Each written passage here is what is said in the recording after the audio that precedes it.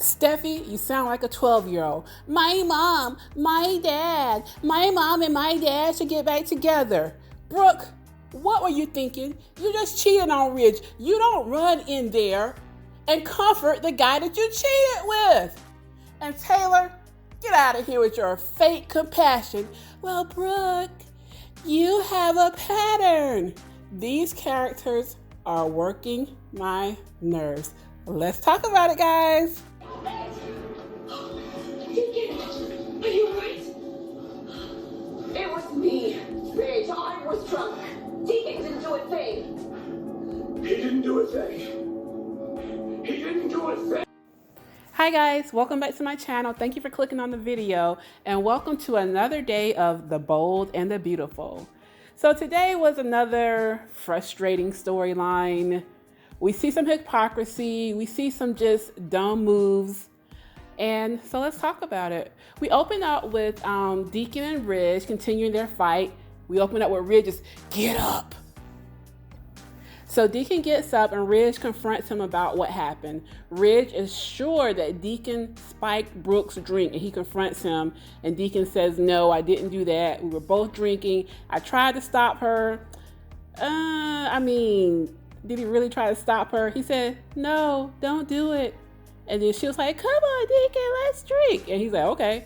So he technically tried to stop her, but he didn't really try to stop her. I mean, come on. But they argue about it. Ridge says he can't stand the thought of him being in his bed with Brooke, and a fight ensues.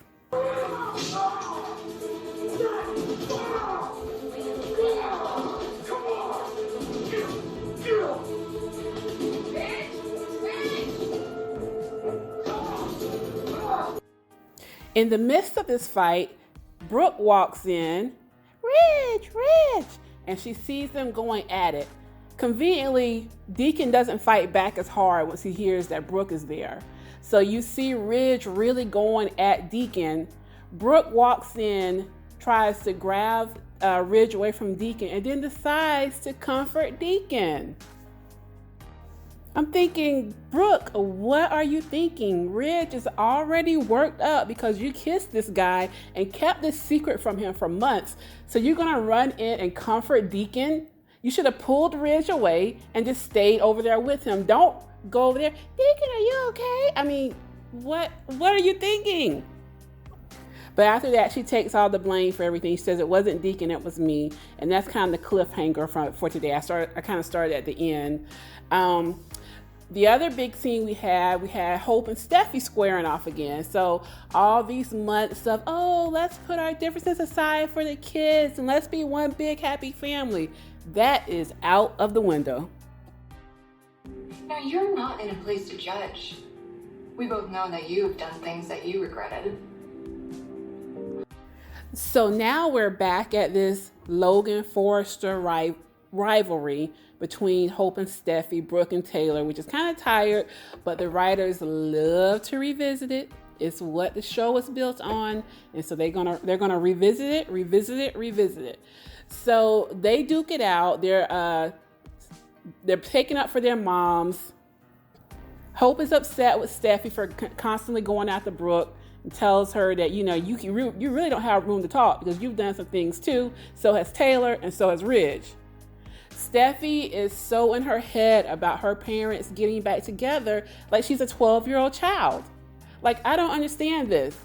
So she's like, well, he's gonna leave your mom and come back to my mom where he belongs and where he's appreciated. And Hope actually says something that I kind of agree with it. She's like, let's stay out of this and just let them figure it out for themselves. They're adults, we're adults. Let them figure it out. Don't go meddling, but we've seen the previews for this week coming up. We know that's not happening. But the point is, Steffi, that we should not be keeping score and doing this tit for tat. We should just let them handle it themselves.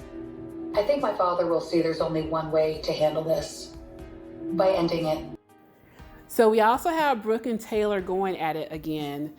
Taylor psychoanalyzes Brooke and calls her out on always stepping out with other men. And Brooke says she was under the influence, she was drunk, and this would not have happened if she wasn't drinking. And she thinks that Taylor should have some empathy for her. Taylor scoffs at this and says, I know exactly why you drunk. You drunk so you would have an excuse to get with Deacon. Brooke basically tells her she could care less what Taylor thinks of her, and the only one that she has to answer to is Ridge, and that Ridge loves her and they're going to work it out. And Taylor's like, really? Where is Ridge? And then we have Brooke thinking, and that's when she goes to Il Giardino and sees them fighting. So yes, there wasn't a lot that moved the story forward today. I would say the biggest thing that's going to have a huge bearing on the story is Brooke walking in and comforting Deacon. Ridge is not going to like that, and that's going to play a role in him leaving her. So this story is still unfolding. I don't know how it's going to play out, and we still have that little nugget in the background of Sheila switching out the liquor, and I don't know how that's going to play into everything. If I know Bold and the Beautiful, I'm sure Taylor and Ridge are going to get back together, and then it's going to come out what Sheila did.